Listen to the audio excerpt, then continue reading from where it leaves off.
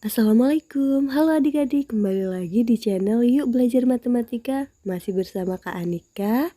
Jangan lupa like, komen, dan subscribe video ini. Oke adik-adik, kali ini kita akan belajar tentang segitiga.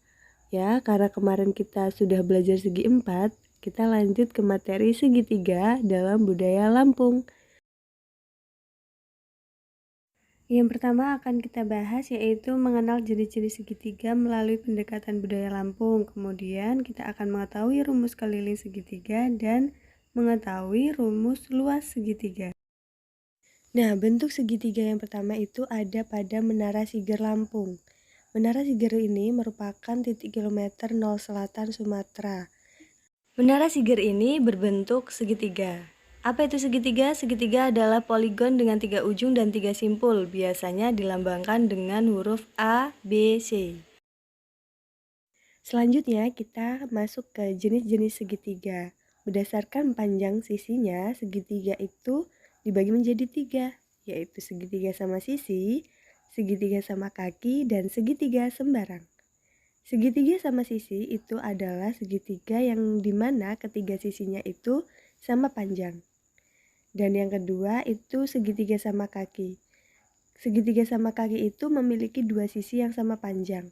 Biasanya sisi yang sama panjang itu akan berhadapan. Dan yang ketiga yaitu segitiga sembarang.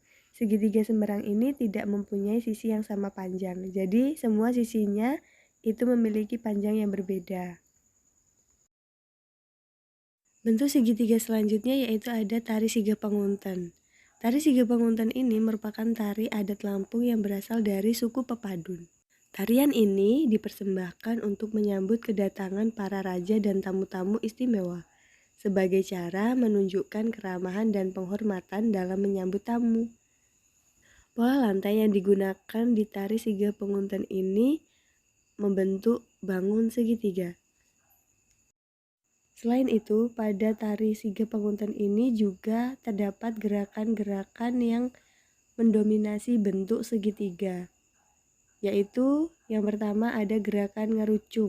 Gerakan ngerujung ini itu mendominasi bentuk segitiga lancip, yaitu besar sudutnya di bawah 90 derajat.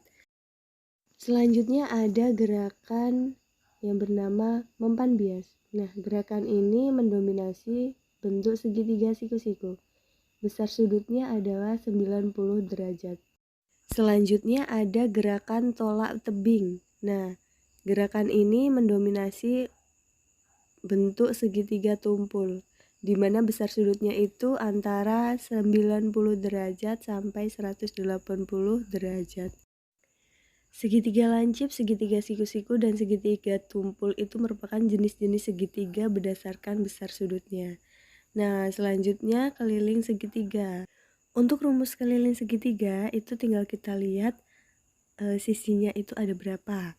Untuk segitiga itu sendiri sisinya ada 3 kan. Nah, kita misalkan sisi yang bawah itu A, sisi samping B, dan sisi sampingnya C.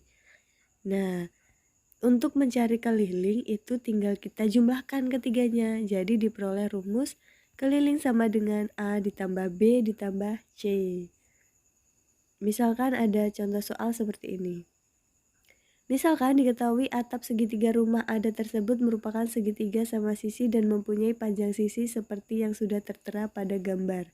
Berapakah keliling atap rumah tersebut? Nah, ingat tadi ada keterangan bahwasannya segitiganya adalah segitiga sama sisi. Berarti ketiga sisinya itu sama panjang. Jadi ketiganya panjangnya itu 7 cm. Tinggal kita masukkan 7 ditambah 7 ditambah 7, hasilnya adalah 21 cm. Oke, selanjutnya masuk ke luas segitiga. Masih ingat tidak dengan rumus jajar genjang? Nah, ini ada sebuah gambar jajar genjang. Ketika kita belah menjadi 2, dia akan membentuk bangun segitiga seperti berikut ini. Lalu hubungannya apa dengan jajar genjang? Nah, jadi rumus jajar genjang dengan rumus segitiga itu akan saling berkaitan dengan adanya ini. rumus jajar genjang itu kan A dikali T ya. Nah, di sini untuk membentuk jajar genjang itu dibutuhkan 2 segitiga. Jadi kita peroleh untuk rumus luas segitiga itu adalah setengah dikali A dikali T ya. Ini untuk luas segitiga. Itu tadi hubungan antara luas jajar genjang dengan luas segitiga. Kita langsung ke contoh soal untuk menentukan luas. Misalkan ada contoh soal seperti ini. Jika diketahui tinggi menara Siger tersebut 20 cm dan alasnya 15 cm, berapakah luas menara Siger tersebut? Ya, tinggal kita masukkan rumusnya tadi. Ya. Rumusnya apa? Setengah dikali A dikali T, alas dikali tinggi. Setengah dikali 15 dapat dari mana? Tadi di soal alasnya 15, terus tingginya 20 cm. Ya sudah, kita kalikan dulu 15 dikali 20, 300. 300 kita bagi 2, 150 cm persegi. Sudah ketemu ya jawabannya? Mudah bukan? Nah, terima kasih sudah menonton video ini. Semoga video ini dapat bermanfaat untuk kedepannya, untuk adik-adik semua ya. Baik, terima kasih sekali lagi kakak akhiri. Wassalamualaikum warahmatullahi wabarakatuh. Sampai berjumpa di video selanjutnya.